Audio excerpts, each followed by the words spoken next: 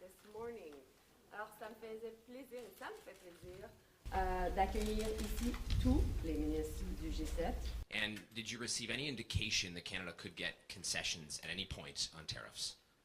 Okay, so a couple of things. We had a very long conversation, the Secretary and I. I wanted to be able to have a frank conversation with him.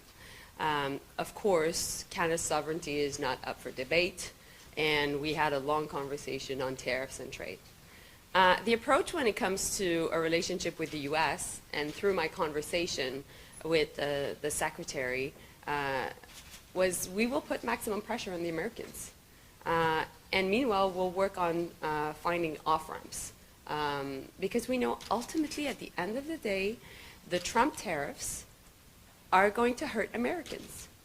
And so that's our message, and that's our approach.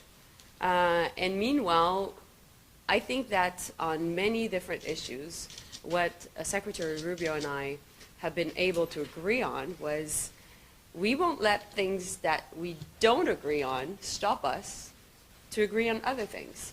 Issues that were discussed, and one that I would like to highlight in particular. I can say that through our long conversations, we were able to find strong G7 unity on a variety of issues that were discussed, and one that I would like to highlight in particular is the one linked to Ukraine. All G7 foreign ministers agree with the U.S. proposal of a ceasefire that is supported by Ukrainians, and we are now studying and looking at the Russian reaction. So ultimately, the ball is now in Russia's court when it comes to Ukraine. For them at the pump, at the grocery store, when they want to build a new home. So there are no winners in trade wars.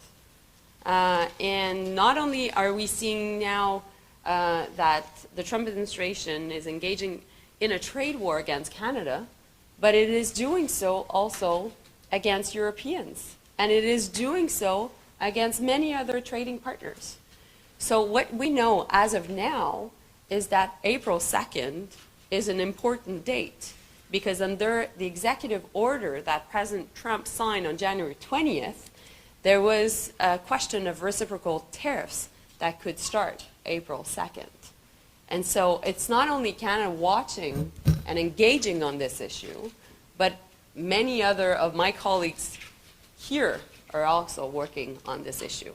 So I've been also working with Europeans to exchange information, as also the European Union imposed counter tariffs against American products in Europe following the tariffs on steel and aluminum.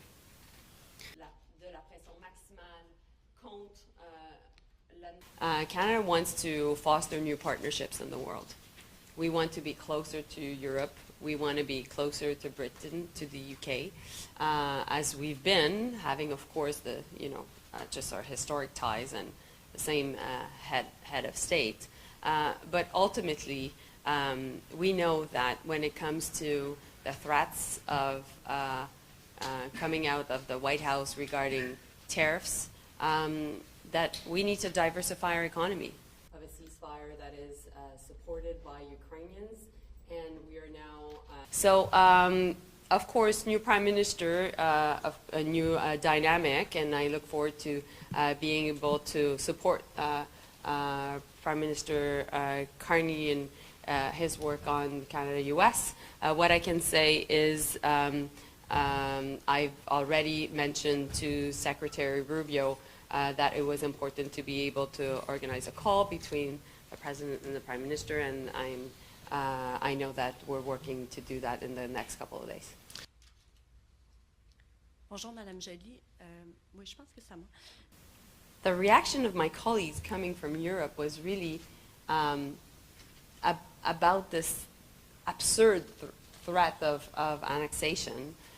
Was really is that a joke? You know, is that my team is telling me that I should not comment on that because it's a joke. And I was saying, no, it's not a joke. It's not. This is a very serious threat. And you know, you don't mess up with the country's sovereignty. We know that. We've seen that elsewhere in the world.